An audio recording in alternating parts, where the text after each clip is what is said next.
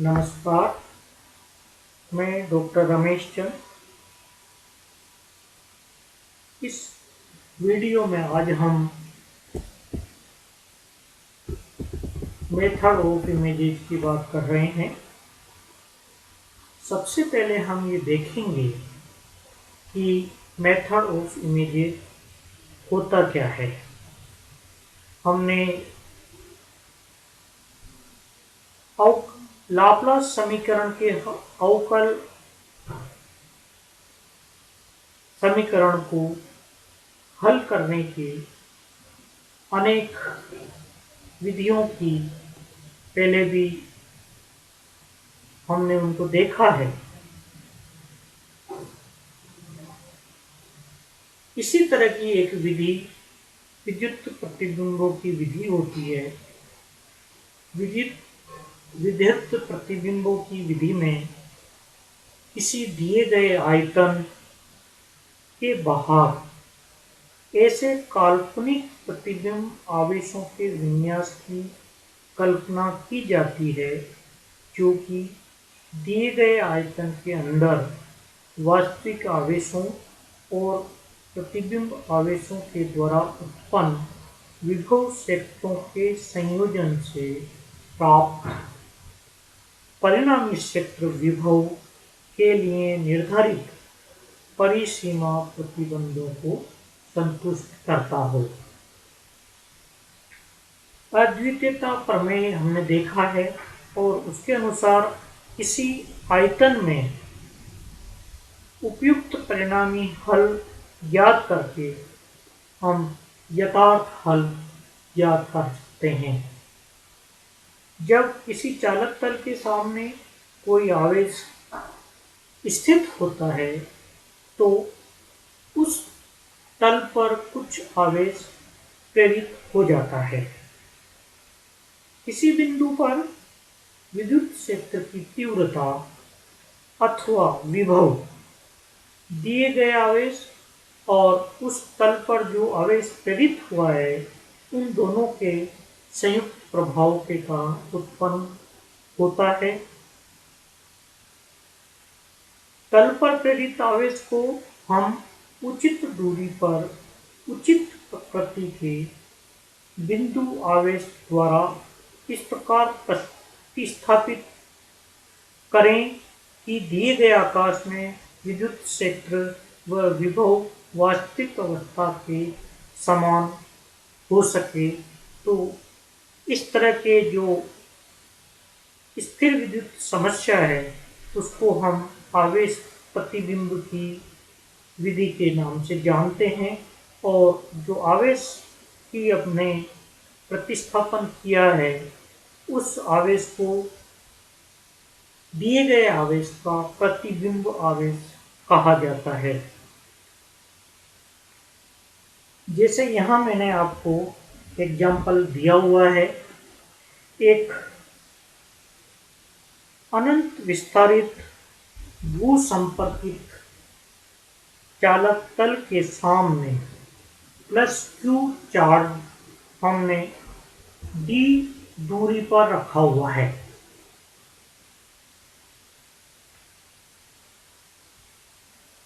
इस चार्ज की उपस्थिति के कारण चालक तल पर एक आवेश प्रेरित होता है जिसकी प्रकृति इसके अपोजिट होगी। और जो प्रतिबिंब आवेश है उसकी कल्पना इस तरह से की जा सकती है कि इस चालक तल को हटाने पर किसी बिंदु पर प्राप्त होने वाला विद्युत विभव उस प्रतिबिंब चार्ज के कारण उत्पन्न विभव और +q चार्ज के कारण उत्पन्न विभव के योग के बराबर रहे। अर्थात यदि +q चार्ज इस चालक तल से d दूरी पर स्थित है तो उसके अपोजिट -q चार्ज इस चालक तल से d दूरी पर रखा हो तो उसके कारण जो सिस्टम बना प्लस क्यू और माइनस क्यू चार्ज का, उन दोनों चार्ज के कारण किसी पॉइंट पर जो विद्युत विभव है वह उतना ही होगा जितना कि प्लस क्यू चार्ज और इस अनंत विस्तारित भूसंपत्ति चालकता के कारण उत्पन्न होता है। क्योंकि इस पर्टिकुलर विधि में हमने एक प्रतिबिंब चार्ज की कल्पना यहाँ की है, जिसकी उपस्थिति के कारण सिस्टम में एक चार्ज जो कि रियल है, दूसरा चार्ज जो कि इस चार्ज का प्रतिबिंब चार्ज कहलाता है, के कारण उत्पन्न कुल विभव के कारण इस पर्टिकुलर सिस्टम के कारण जो विभव है उसका मान बराबर प्राप्त होता है। इसीलिए इस विधि को हम मेथड ऑफ इमीडिएट के नाम से जानते हैं। प्रतिबिंब विधि द्वारा, जैसा कि मैंने अभी अभी आपको बताया, प्रतिबिंब विधि द्वारा किसी स्थिर विद्युत समस्या के समाधान के लिए हमको सर्वप्रथम परिसीमा प्रतिबंधों का उपयोग करते हुए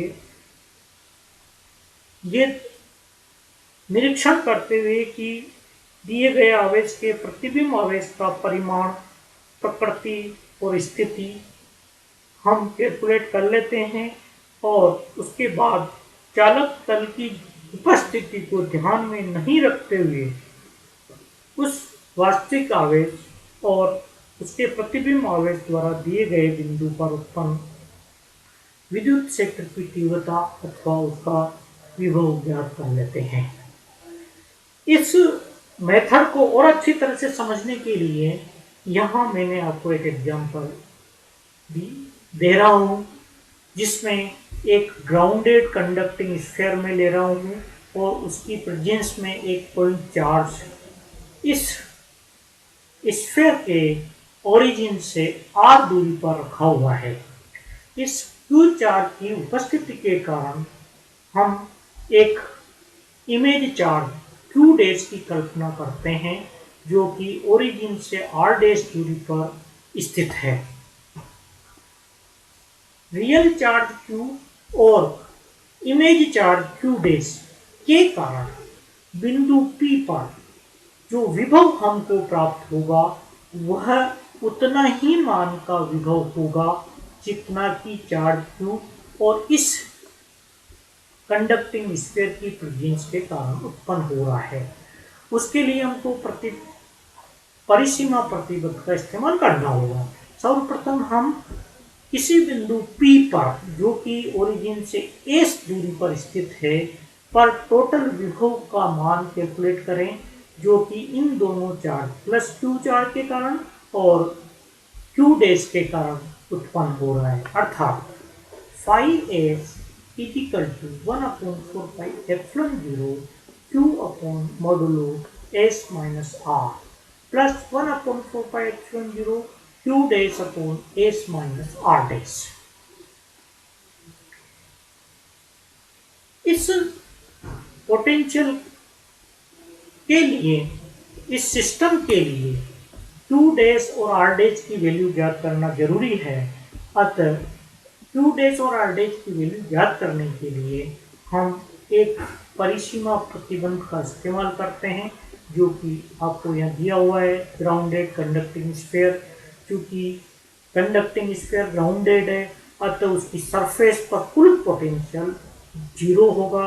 अतः परिसीमा प्रतिबंध हमें इस तरह से प्राप्त होता है phi S equal to R, अर्थात सरफेस पर, कंडक्टिंग स्फीयर की सरफेस पर पोटेंशियल का मान सदैव 0 होना चाहिए। जब हम इस रिलेशन में S के स्थान पर R रखते हैं तो हमें कुछ मॉडिफिकेशन के बाद जो रिलेशन प्राप्त होता है वो प्राप्त होगा phi R equal to Q upon 4 pi epsilon 0 R S unit vector minus R upon R unit vector plus Q dash upon 4 pi epsilon 0 R dash 1 upon R dash unit vector minus R upon R S unit vector. यहाँ आप देख रहे हैं कि यहाँ से मैंने R को बाहर निकाला है और यहाँ से मैंने R डैश को बाहर निकाला है। तो उस आधार पर बाहर निकालने के बाद जो अंदर क्वांटिटी बचती है हमारी मॉडुलो के अंदर वो ये है। क्योंकि सरफेस की पोटेंशियल हम कैलकुलेट कर रहे हैं, सरफेस पर वैल्यू 0 होना चाहिए, अतः ये मान जो कुल मान है ये 0 के बराबर होना चाहिए। और Q upon 4πε0 non zero quantity है, इसको आप यहाँ से हटाने के बाद जो हमारे पास बचता है वो है 1 upon R S minus R upon R, R unit vector, plus Q dash upon R dash unit vector minus R upon R dash S unit vector. ये जो क्वांटिटी है ये 0 तब ही होगी जब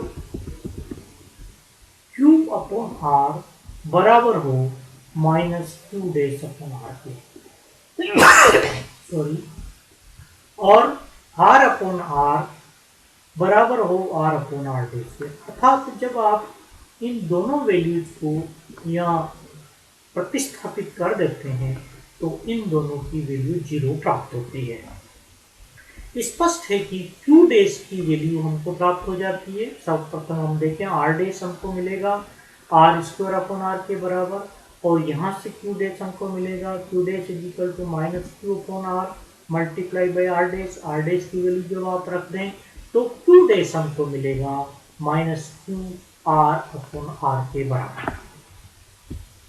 Q डैश और R डैश की value यदि हम इस रिलेशन में रख दें तो हमें इस सिस्टम के लिए मेथड ऑफ इमेजिंग का इस्तेमाल करते हुए जो पोटेंशियल है उस पोटेंशियल की वैल्यू प्राप्त हो जाती है, और उसका मान होगा phi S equal to Q upon 4πε0 S minus R modulo minus Q R upon 4πε0 R S vector minus R square upon R unit vector.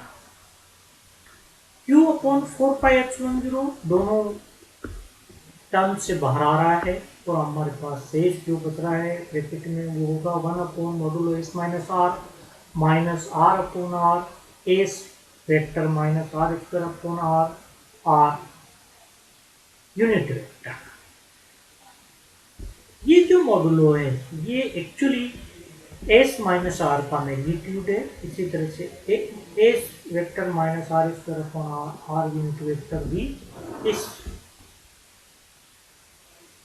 का परिमाण हमको देगा, और परिमाण हम लिख सकते हैं sorry Q upon 4πε0 1 upon under root H square plus R square minus 2 S R cos theta minus R upon R under root H square plus R square upon R whole square minus 2 S R square upon R cos theta.